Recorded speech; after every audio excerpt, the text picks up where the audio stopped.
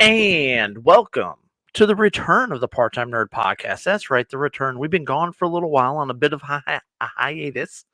But what brought us out? The Matrix Resurrections. It came out. But as always, I'm Alan, and joining me today is one Mr. Rapid Dave. How you doing, buddy? Doing good. How's it going? You know what? I'm doing good.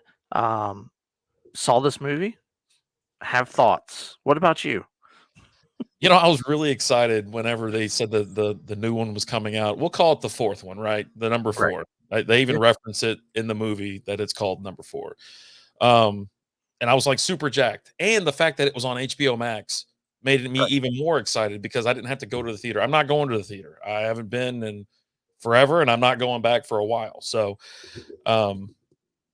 yeah, we watched it. It's 2.5 hours long. It's so long.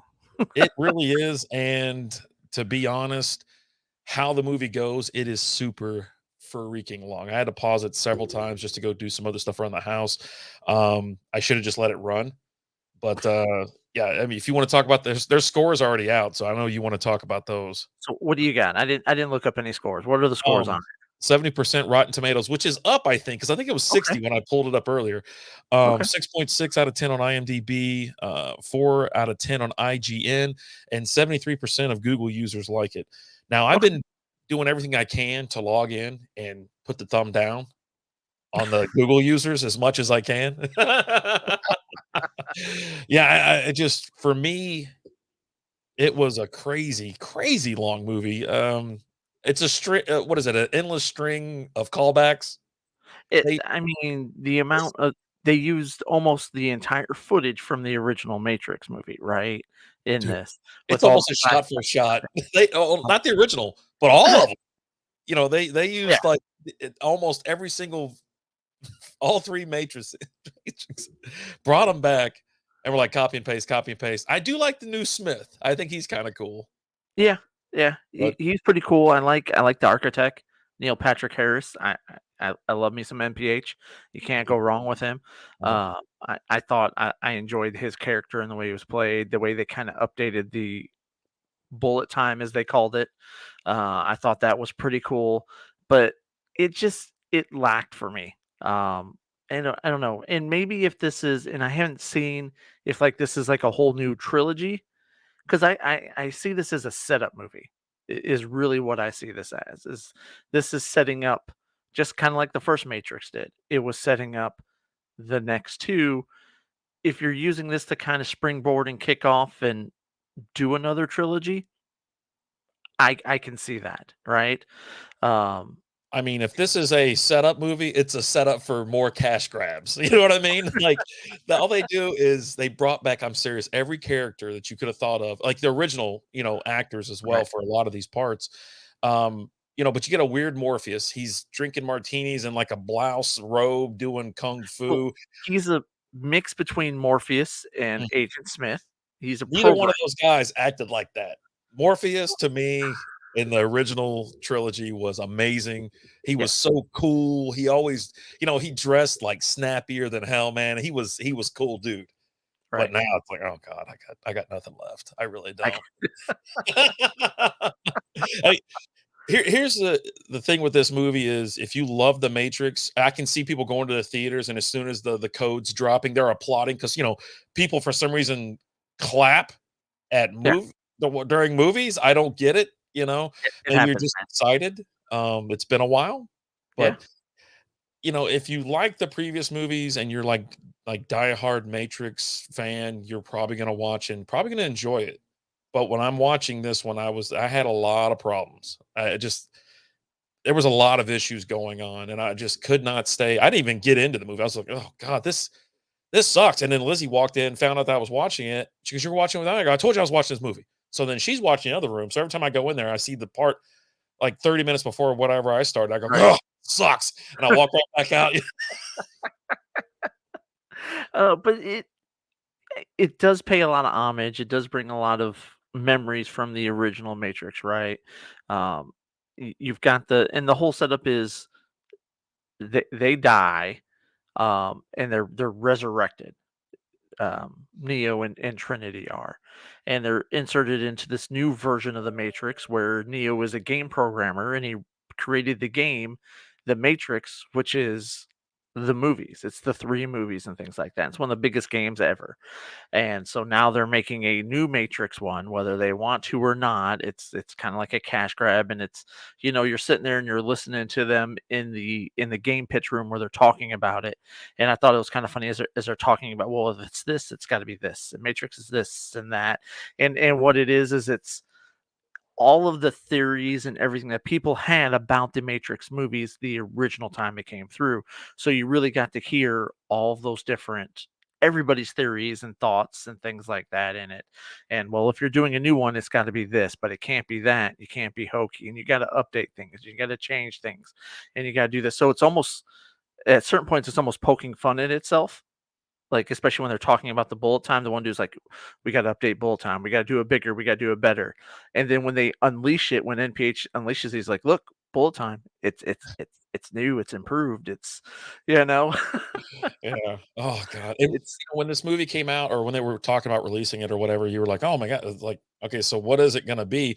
Because they made it out to be not a sequel, right? So I'm like, "Oh, it's not a sequel. Is it a reboot?" And then I was like, if it's neither one of those, then the first 3 were a lie. You know what I mean? Like, that's how I perceived it. I was like, "Okay, so then it's just like, oh, I had a dream." And he going to Neil Patrick, he is Neo's, or Mr. Anderson, excuse me, psych doctor. He's, he right. losing his mind. He's having all these flashbacks, all this crazy stuff, pumping all these blue pills left and right. So many blue pills." But I think that's what it was. I think I just kinda checked out there. I was like, "Oh, yeah, so he had a crazy, spell, and he jumped off a building, and they show it or whatever, and ugh." But The yeah, effects no, were cool, though. it's I could see people really enjoying this and liking it. It was okay for me. I'll probably watch it again just to kind of give it another go, but I want to go back and watch the first three first again because I hadn't watched them in a long time, and then go back and watch it and see does that do anything with it. One thing that really just seemed really hokey to me in this one was all the wall running. Like it did not age well. Like anytime they were running up on the wall, it just kind of seemed, I don't know, like forced. It was really dumb. Back Yeah. then, it was like cutting edge stuff, wires, right? Oh, You know what I mean? And I mean, Austin Powers even made fun of this, I think, in one of them, right? With Fat Bastard that was doing, he goes, "I hope my yeah. wire team is ready." And yeah, you're right. It's like, It just didn't. It was like, you got and better then technology, guys. Let's do something right. new, do something Let's else. let's do something different. Let's do something new. You've kind of got the twist that, Trinity, Neo and Trinity are essentially the same, right? It was never just a one, it was the two of them combined. Anytime the two of them combine together, that's when the chaos happens for the Matrix. And you kind of had almost like a role reversal where at the end seems more powerful than he is, although he's still pretty freaking powerful, right?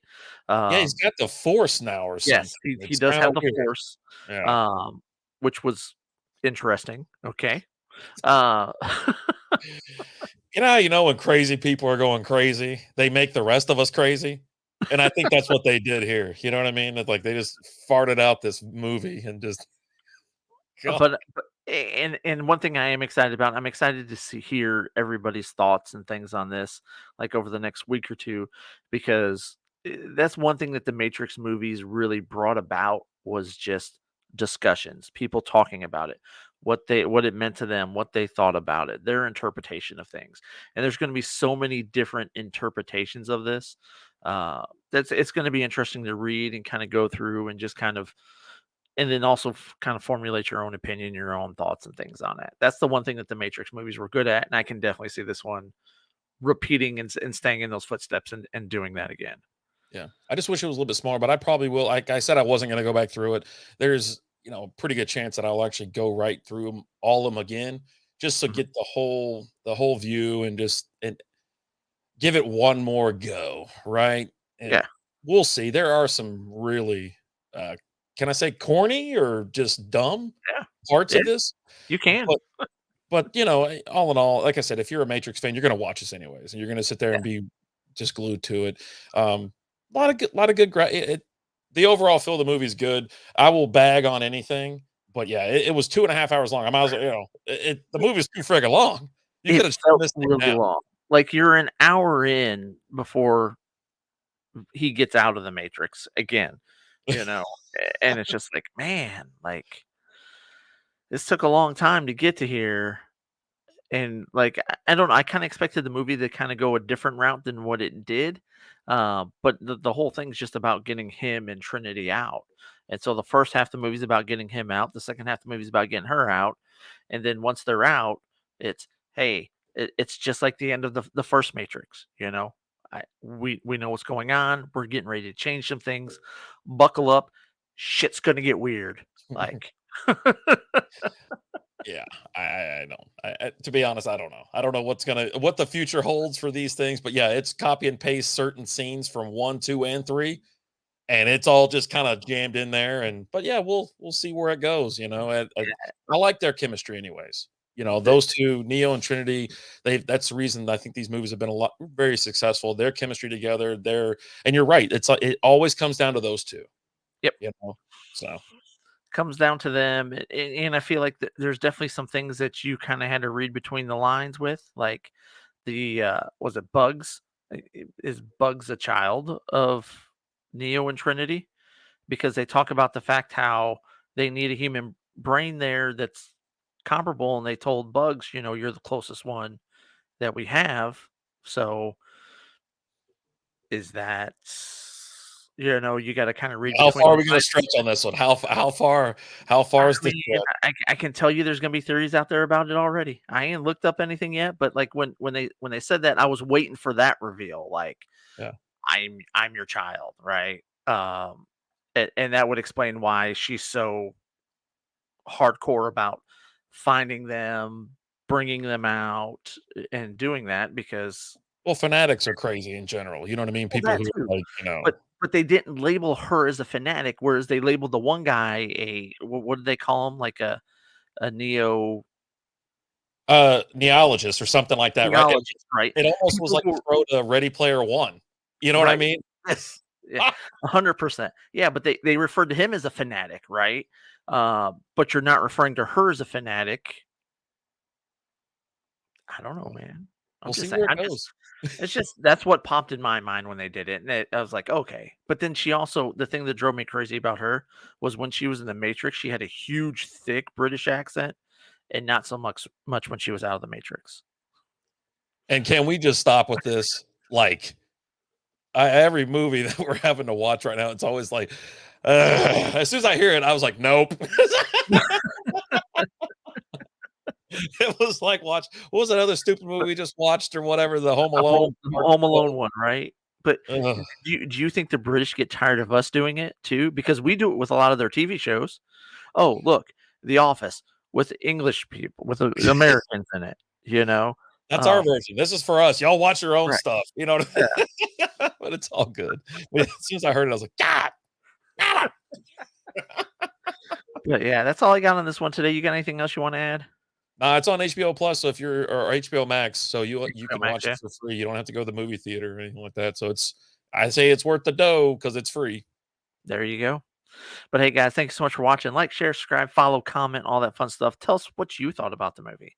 I'm really curious to hear what everyone else's thoughts are. If there's anything you want us to watch, shoot us over an email, parttimenerdpodcast@gmail.com. Until next time, we'll talk to you guys later.